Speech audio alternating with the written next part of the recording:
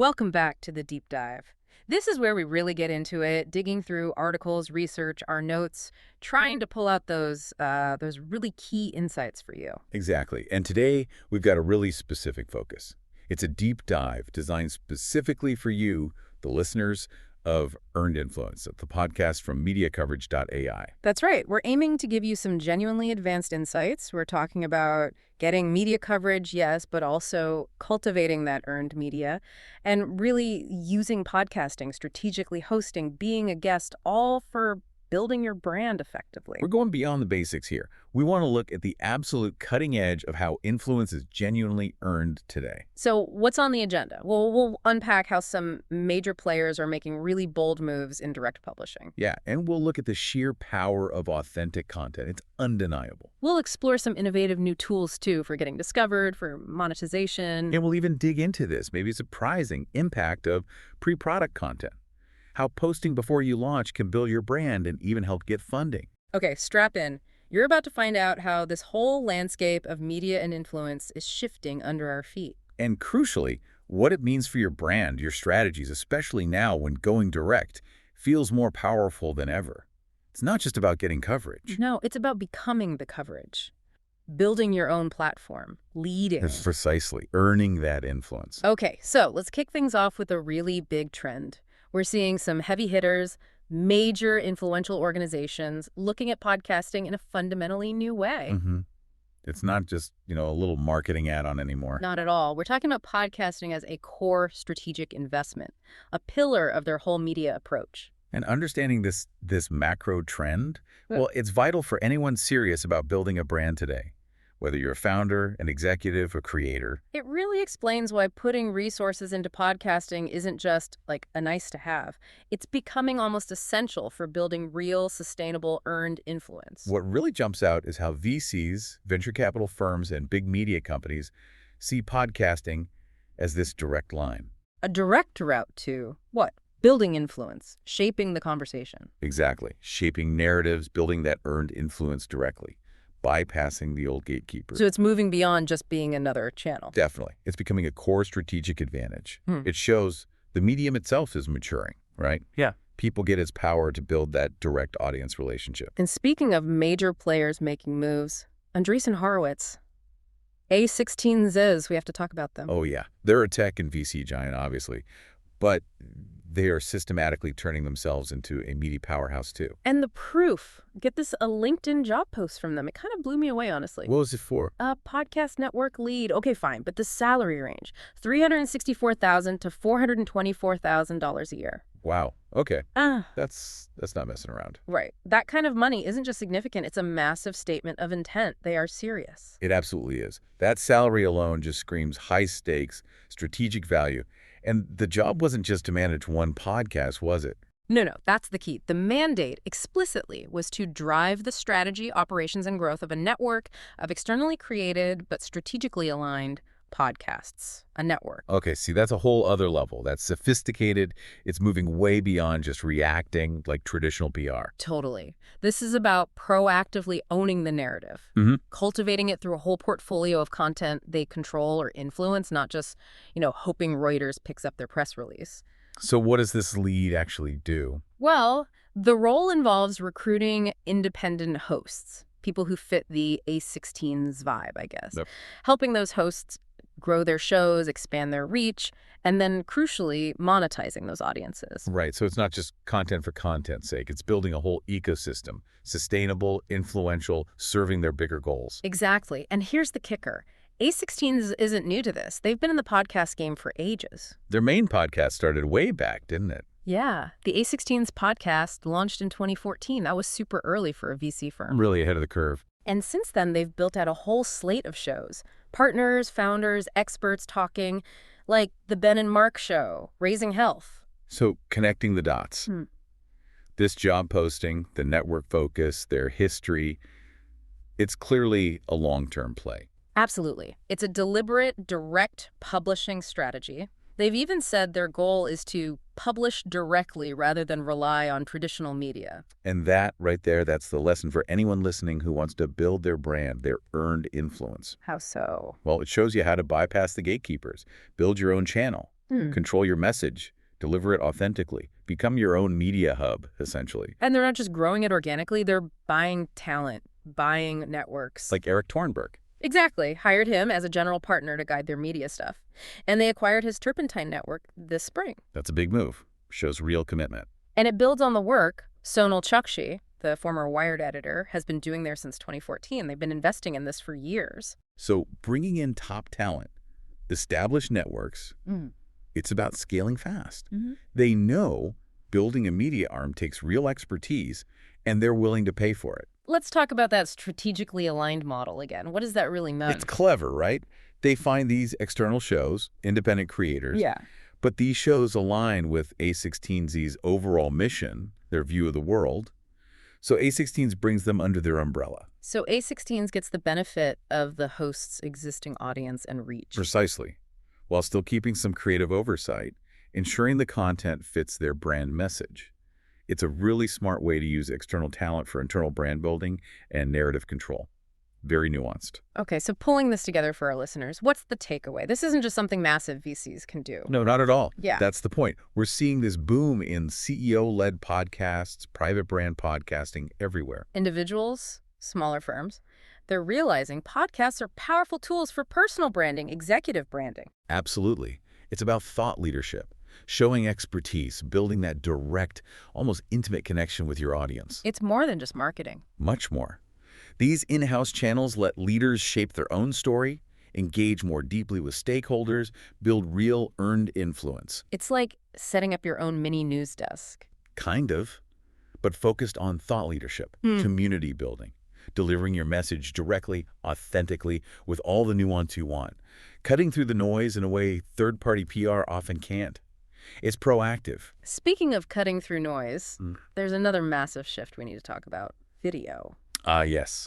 The video imperative in podcasting. It's huge. The numbers are staggering. YouTube says over 1 billion people watch podcasts on their platform every month. 1 billion. Yeah. That's actually edging out some of the big audio-only players. It's not a side note anymore, is it? It's fundamentally changing how podcasts are consumed and how they need to be made. It really forces the question for every podcaster, every brand. If you're not doing video with your podcast, are you missing a massive chunk of the audience? The data seems to scream yes. It does. Video-led podcasts or podcast networks, they're just more attractive now to advertisers, to creators, because that visual element boosts engagement, discoverability, reach, everything. We're seeing big players react too, right? Like Amazon and Wondery. Exactly. Amazon's restructuring Wondery. They're consolidating some stuff into Audible, but the clear priority, it's creator-led, personality-driven, and video-first formats. That's pretty unambiguous. Totally. It's a massive signal about where the industry sees the future. So the bottom line for you, listening right now, if you're thinking about starting a podcast or you already have one, Video isn't optional anymore. It's not an add-on. it's core. It's essential for maximizing reach, for deeper engagement, for actually building that earned influence in today's world. You just can't ignore the visual side now. You really can't. You have to have a video strategy. Okay, so we've looked at the big picture, the strategic investments. Now let's shift focus a bit. Let's talk amplification. Right? How do you take a podcast and make it bigger? How do high-profile people, and by extension, any brand with a story, use this medium for massive amplification? Generate that wave of earned media. These examples aren't just, celebrity gossip. They show the incredible reach possible. They're models, inspiration for your brand, pursuing your own earned influence. And what's really interesting is how one specific event, especially on a strong podcast platform, can just explode, create this huge wave of earned media. You mean like the Taylor Swift effect? Exactly. The Taylor Swift effect on the Kels Brothers New Heights podcast. It's just a perfect case study. Unbelievable amplification. I mean, the numbers were just wild, weren't they? Mind-boggling. It smashed YouTube records. What was it, 18.5 million views? Yeah, and 1.3 million watching the live stream concurrently. Incredible. But it wasn't just the raw numbers. It shifted their audience. Right. That 600% jump in female listeners, huge boost in the charts too. That's the kind of crossover effect brands kill for. So beyond the obvious star power, why was that appearance so impactful for earned influence? What was the magic ingredient? Well, I think it felt authentic, right? Relatable. Spot on. And that quote from Swift, "I owe a lot to this podcast. This podcast got me a boyfriend." Yeah. That one everywhere. Because it wasn't some scripted PR line. It was a real personal moment in a natural conversation. Yeah. That authenticity, that's what generated the massive, organic, earned media. You couldn't buy that kind of buzz. It worked because it felt genuine. That's the big lesson for brand amplification then. Smart guest strategy plus a strong video presence. Yeah, it can dramatically expand your reach, bring in totally new audiences you might not expect. And it's not about forced endorsements, it's strategic co-creation. Find guests who genuinely fit, have real conversations. And that authenticity generates that earned media, that cultural relevance. It really shows the power of just real talk. It also highlights how personality-driven content can be the foundation for something much bigger. Definitely. Yeah. Which leads us nicely to another example. Alexandra Cooper. Call her daddy. Started as a podcast, now it's an empire. Exactly. She took that one show and built a whole multimedia brand. Leads her own media company, Unwell. And the deals. Staggering numbers. Over $180 million across Spotify, SiriusXM. It's a total masterclass in IP expansion. Building a whole media empire from one strong voice, one unique brand. It shows the potential, right? Turn that earned influence you build with a podcast into a real sustainable business. Absolutely. And IP expansion here isn't just ad revenue. It's rights to the format, spin-offs, merch, live shows, maybe even TV or film down the line, creating a whole universe. It's a roadmap, really, leveraging that trust you build through audio and video into something much bigger. So whether you're landing a superstar guest or building your own media company brick by brick. The common thread is authenticity, strategic thinking. Yes, authentic engagement, combined with smart strategy around your content, your distribution, your format. That's the rocket fuel for real, lasting, earned influence. Okay, so the podcasting world is growing up fast. And as it matures, the tools available to creators are getting way more sophisticated too. We're seeing some really cool innovations making it easier to, well, make money from your content, but also get discovered in the first place. Both crucial for sustaining that earned influence long term. Totally. And these aren't just tiny tweaks. They offer real, practical ways for you to generate revenue, grow your audience, without messing up the listener experience you've worked so hard to build. It's great to see platforms stepping up, tackling those core challenges. Growth and revenue. Libsyn's new thing, Podroll, seems like a really smart example of this, using feed drops for both discovery and monetization. Okay, let's break down Podroll. It's from Libsyn, big hosting platform. It's integrated right in. And the core idea is dynamic feed drops. Yeah. What does it mean for the listener? Right. So a promoted episode from another podcast gets inserted into your feed, but crucially, it appears in the second most recent slot. Ah, okay, not right at the top. Exactly. And it's clearly labeled, "You might also like." It shows the other podcast's artwork, has direct links to subscribe or listen. It feels more like a recommendation. Less like a jarring ad. Way less. Which addresses that key concern for creators.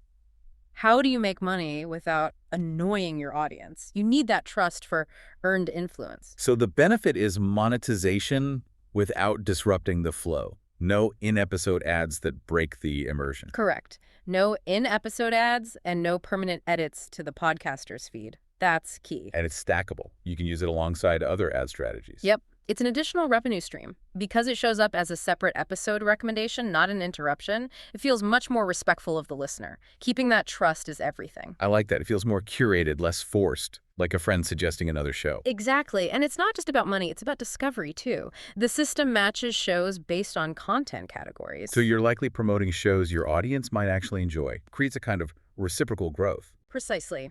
Smart, targeted discovery. And the accessibility is a big deal, too. How so? It's available to basically all Libsyn podcasters. And it offers premium CPMs without minimum download requirements. Okay, hold on. Premium CPMs without minimum downloads. That's huge, especially for smaller shows. Right. Usually you need massive numbers to get good ad rates. This opens it up. It democratizes monetization a bit. So smaller creators, niche shows, they can actually earn decent revenue. That's the idea. And it's easy to manage opt-in, control settings, see payouts, all within the Libsyn dashboard, streamlines everything. And how does it maintain transparency, which we know is vital for earned influence? The promoted episodes clearly show the original podcast's artwork, plus a standard disclaimer. No confusion, no trying to trick listeners, it's upfront. That reinforces the whole principle, doesn't it? Transparency is non-negotiable for audience loyalty. Grow ethically, keep listeners feeling respected. Yeah, and this pod role seems like a tangible way to build reach and revenue, which fuels that earned influence we talk about on the Earned Influence podcast. And it fits into Libsyn's broader support for creators, right? Mm. Didn't they hit a big payout milestone? They did, just surpassed $100 million in payouts to podcasters. Wow. That's serious money flowing into the ecosystem. Their CEO, Brendan Monahan, put it nicely. Creators thrive on two currencies, audience and revenue, and one fuels the other. It's a virtuous cycle. And that milestone shows Libsyn is a major partner in this. It reflects that whole growing creator economy around podcasting. Definitely. These platform innovations are essential. They give creators practical tools to build reach, increase earnings, and ultimately gain more earned influence. The infrastructure is getting stronger. So whether you're just starting out or looking to scale up, tools like this are changing the game for sustainable growth and monetization, solidifying that earned influence. All right, let's shift gears again. This next strategy is, well, it's exciting, maybe a bit counterintuitive. Intriguing. What is it? It's about the power of pre-product content and using podcast-style ads for organic growth. Pre-product. You mean creating content before you even have something to sell? Exactly. We're talking raw, authentic, often podcast-style clips on social media. And it's proving hyper-effective, super cost-efficient. For what? Building community, getting buzzes. All of the above. Building community, generating viral growth, even attracting investment money before the product is even ready. It's like pure earned media, turbocharged. That really flips the traditional startup script, doesn't it? Usually it's polish the product in secret, then launch. Totally. This puts community and trust first. It's a radical shift, but it seems to be working. Megan Loyce talks about this, right? The Gen Z VC. Yeah, she had that hot take. The best way to build a community and raise dollars for your startup is by posting content before you even have a product. Bold. Very bold. But you're saying the results back it up. They really do. The core idea is community product. Build the tribe first. Why does that work now? Is it just authenticity? Largely, yeah. In this noisy world, people crave connection, transparency. This approach prioritizes presence over polish. So startups don't need the perfect website immediately. They need eyeballs, engagement. Presence. They need presence. And often, it's those raw, useful clips, maybe just shot on a phone, that build the trust, not the expensive marketing video. It's like the smartest startups aren't just selling stuff, they're building movements. Exactly. And content, especially this raw, conversational style, is the spark. You invite people into the journey early. And that's earned media because it's not paid ads driving it. It's genuine interest, organic sharing, real engagement. Purest form, and we have examples. Real-world proof. Like who? Jones. That NYC startup helping young people quit vaping and smoking. Great mission. Okay, what do they do? They built up over 300 million views on social media doing exactly this. Posting content, building community, shaping the narrative before launch. 300 million views. And the result? A recent $10 million funding round. Direct proof this pre-product strategy works for brand building and attracting capital. Wow. It shows audiences respond to that transparency, that shared journey. They invest emotionally, not just financially. Then there's Temfort, the hoodie startup. Yeah, they're nailing those podcast-style ads, right? Totally mastering them. They rent podcast studios, film these ads that just look like casual chats you'd stumble upon on TikTok. So they blend right in, don't feel like ads. Pretty much. You're hooked before you even realize it's an ad. Super clever. And the results?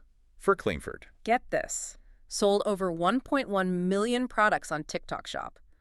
Those podcast-style ads got over 60 million views. Okay, that's insane. Yeah. It just shows how effective, lean, smart marketing can be. Massive earned media, huge sales, without a blockbuster ad budget. Meet the audience where they are, speak their language. So for you listening, part of their earned influence audience, these are actionable strategies, lean, effective ways to get massive earned media and sales without breaking the bank. It's doable. Which brings up the format itself. Yeah. Why is this podcast style, especially in short video clips, so powerful right now? It's that short-form video advantage, isn't it? The data's clear. Yeah, short-form videos from podcasts oftentimes outperform views on actual podcasts. The Diary of a CEO example is wild. 7 times the viewership on their TikTok clips compared to the full episodes. 7x. It means chopping up your episodes into multiple short, punchy clips isn't just a nice extra. No, it's core marketing now. Take the long-form gold, slice it into shareable bites, optimize them for attention spans on different platforms, maximize that content ROI. It highlights that whole value of repurposing. Brands are using these podcast-style snippets everywhere. TikTok, Reels, Shorts. To engage authentically, cost-effectively. Exactly. It extends the life and reach of your main content massively. Finds new audiences. And the great thing is, it's accessible. These podcast-style ads are hot partly because they don't need huge production budgets. Like those street interview styles. Simple, cheap, but can be super effective. Yeah. The barrier to entry for impactful content is way lower now. So this offers you a way into viral growth, serious earned media, even on a tight budget. Leverage that podcast intimacy, that authenticity, build connections, maybe even before you sell anything. It's powerful for building influence from scratch. So whether you're building community pre-launch or making ads that don't look like ads, the message is clear. Raw, authentic, conversational content on social. It's your secret weapon for organic growth and earned media right now. Okay, last section. Let's zoom out one more time. Look at the big industry shifts that are really cementing podcasting's place. Showing its legitimacy as a tool for earned influence. Exactly. These aren't just small changes. They show podcasting is growing up, getting professionalized, getting mainstream recognition. And for our listeners, these trends mean the medium you're investing in. It's being taken seriously at the highest levels, which adds value and impact to your efforts. We're seeing consolidation, professionalization, like in any maturing media sector, right? Mergers are a big sign. Definitely. Big M&A deals often signal market health, authority, long-term viability. Shows the big players are committed. Like the podcast movement and Sounds Profitable merger. Yes, that was a notable seven-figure deal. Huge. Podcast movement brings the conference power, the community hub. And Sounds Profitable brings the deep industry research, the trade voice. Combining them creates this much stronger, unified authority for the whole industry. Collective clout. And that merger helps podcasting have a bigger, more professional presence at major events. Cannes Lion, SXSW, Advertising Week. Absolutely. It elevates the whole sector. It shows podcasting isn't some niche hobby anymore. It's a serious business, gaining that industry authority, getting recognized by the wider media and ad worlds. The message is, podcasting is playing in the big leagues now. Unequivocally. So for you, listener, it confirms you're backing the right horse.